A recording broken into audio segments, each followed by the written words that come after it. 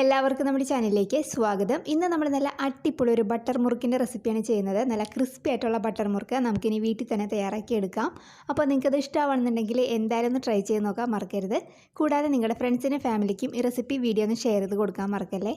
ആരെങ്കിലും നമ്മുടെ ചാനലിലേക്ക് ആദ്യമായിട്ട് വന്നിട്ടുണ്ടെങ്കിൽ ഒന്ന് ചാനൽ സബ്സ്ക്രൈബ് ചെയ്യാനും മറക്കല്ലേ.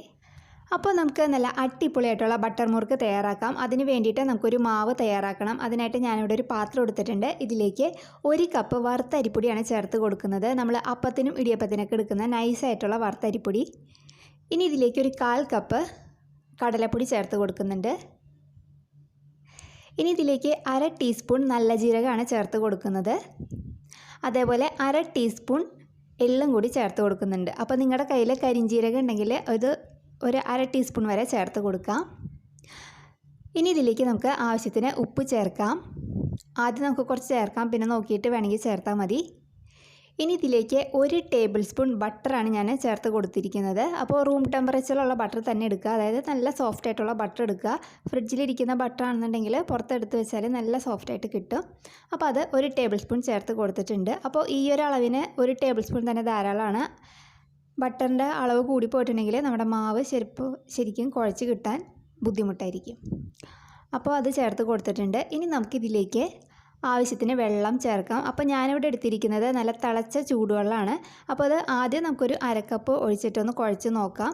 അപ്പോൾ അത് നന്നായിട്ട് കുഴഞ്ഞ് വരുന്നില്ല എന്നുണ്ടെങ്കിൽ വീണ്ടും കുറച്ചും കൂടി വെള്ളം ചേർത്തിട്ട് നന്നായിട്ട് നല്ല പാകത്തിന് കുഴച്ചെടുക്കാം. നമ്മൾ ഇടിയപ്പത്തിനൊക്കെ കുഴച്ചെടുക്കുന്നത് നല്ല സോഫ്റ്റായിട്ട് അതേപോലെ നന്നായിട്ട് ഇതൊന്ന് കുഴച്ചെടുക്കാം. അപ്പോൾ ഇതിലേക്ക് ഞാനൊരു 1 കപ്പ് നല്ല തിളച്ച ചൂടുവെള്ളമാണ് ഉപയോഗിച്ചിരിക്കുന്നത് കേട്ടോ, നന്നായിട്ട് കുഴച്ചെടുക്കാനായിട്ട്.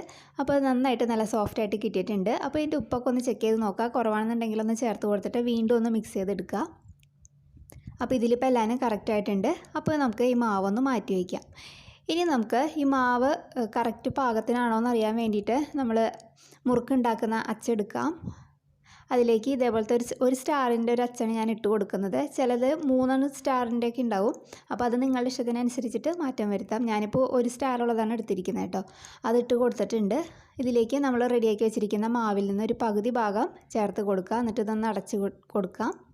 ഇനി ഇത് നമുക്കൊന്ന് ചുറ്റിച്ച് നോക്കാം. അപ്പോൾ അത് പൊട്ടാതെ നല്ല കറക്റ്റായിട്ട് വീഴുന്നുണ്ടെന്നുണ്ടെങ്കിൽ നമ്മുടെ മാവ് കറക്റ്റാണ്. അപ്പോൾ അത് പൊട്ടി പോകുന്നുണ്ടെന്നുണ്ടെങ്കിൽ ഇതിനകത്ത് വെള്ളത്തിൻ്റെ അംശം കുറവായതുകൊണ്ടാണ്. അപ്പോൾ നമ്മൾ വീണ്ടും മാവ് നന്നായിട്ട് കുറച്ച് വെള്ളം ചേർത്തിട്ടൊന്ന് കുഴച്ചെടുക്കണം കേട്ടോ. അപ്പോൾ ഇതിപ്പോൾ നല്ല കറക്റ്റായിട്ട് വന്നിട്ടുണ്ട്. ഇനിയിപ്പോൾ നമുക്കിതൊന്ന് ബട്ടർ മുറുക്കാക്കി എടുക്കാം. അപ്പോൾ അതിന് വേണ്ടിയിട്ട് സ്റ്റവ് ഓണാക്കി ഞാൻ ഒരു പാൻ വെച്ച് കൊടുത്തിട്ടുണ്ട്. പാനൊന്ന് ചൂടായിട്ട് വരുമ്പോഴത്തേക്കും അതിലേക്ക് നമുക്ക് ആവശ്യത്തിന് എണ്ണ ഒഴിച്ച് കൊടുക്കാം. അപ്പോൾ നമുക്കിതൊരു മീഡിയം ഫ്ലെയിമിൽ വെച്ചിരിക്കാം. മീഡിയം ഫ്ലെയിമിൽ ഇരുന്നിട്ട് എണ്ണ ഒന്ന് ചൂടായിട്ട് വരണം.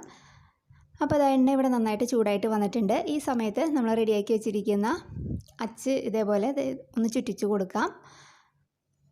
അപ്പോൾ ഇത് ഇതേപോലെ ചെറിയ ചെറിയ കട്ടിങ്സ് ആയിട്ടൊന്ന് കട്ട് ചെയ്തിട്ട് കൊടുക്കുക. അപ്പോൾ നിങ്ങൾക്കിത് ഡയറക്റ്റ്ലി ഇതേപോലെ എണ്ണയിലേക്ക് ഇതേപോലെ കട്ട് ചെയ്തിടാൻ ബുദ്ധിമുട്ടാണെന്നുണ്ടെങ്കിൽ നിങ്ങൾക്കൊരു ബട്ടർ പേപ്പറിലോ അല്ലെങ്കിൽ ഒരു ഇലയിലോ കുറേശ്ശെ ഇതേപോലെ കട്ട് ചെയ്ത് വെച്ചിട്ട് നിങ്ങൾക്ക് ഇതിനകത്ത് എണ്ണയിലേക്ക് ഇട്ടിട്ട് പൊരിച്ചെടുത്താലും മതി. ഞാനിപ്പോൾ ഡയറക്റ്റായിട്ട് എണ്ണയിലേക്ക് ഇട്ട് പൊരിച്ചെടുക്കുകയാണ് ചെയ്യുന്നത് കേട്ടോ.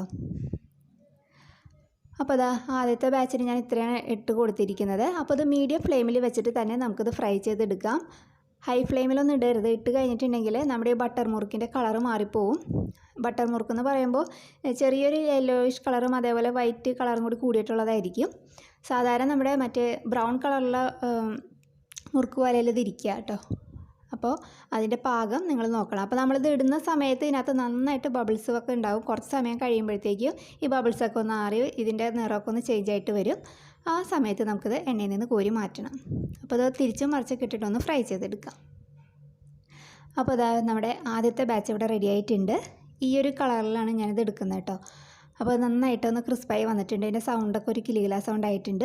ഇത് നമുക്ക് എണ്ണയിൽ നിന്ന് കോരി മാറ്റി വയ്ക്കാം. അപ്പോൾ ഇതേപോലെ ബാക്കിയിരിക്കുന്ന മാവ് നമുക്ക് റെഡിയാക്കി എടുക്കാം. അപ്പോൾ ഒരു 2-3 ബാച്ചിനുള്ള മാവ് ഉള്ളൂ ഇത്. അപ്പോൾ അതാ നമ്മുടെ ബട്ടർ മുറുക്കെല്ലാം ഞാനിവിടെ ഫ്രൈ ചെയ്ത് എടുത്തിട്ടുണ്ട്. അപ്പോൾ അതാ നല്ല ക്രിസ്പി ആയിട്ടുള്ള ബട്ടർ മുറുക്ക് പെട്ടെന്ന് തന്നെ നമ്മൾ റെഡിയാക്കി എടുത്തിട്ടുണ്ട്. അപ്പോൾ അതാ കണ്ടില്ലേ, അപ്പോൾ ഇതിൻ്റെ സൗണ്ട് കേട്ടില്ലേ, നല്ല ക്രിസ്പി ആയിട്ടുണ്ട്. അപ്പോൾ നിങ്ങൾക്കത് ഇഷ്ടമായിട്ടുണ്ടെങ്കിൽ എന്തായാലും ഒന്ന് ട്രൈ ചെയ്ത് നോക്കാൻ മറക്കരുത്. വളരെ പെട്ടെന്ന് റെഡിയാക്കി എടുക്കാൻ പറ്റുന്ന ഒരു ഐറ്റമാണ്. അപ്പോൾ കുറച്ചധികം ഉണ്ടാക്കി വെക്കുകയാണെന്നുണ്ടെങ്കിൽ നിങ്ങൾക്കത് കുറച്ചധികം ദിവസം സ്റ്റോർ ചെയ്ത് വെക്കാം. അപ്പോൾ നിങ്ങൾക്ക് ഇഷ്ടമായാൽ ട്രൈ ചെയ്യുക. നല്ലൊരു വീഡിയോ ആയിട്ട് നമുക്ക് അടുത്ത ദിവസം കാണാം. താങ്ക്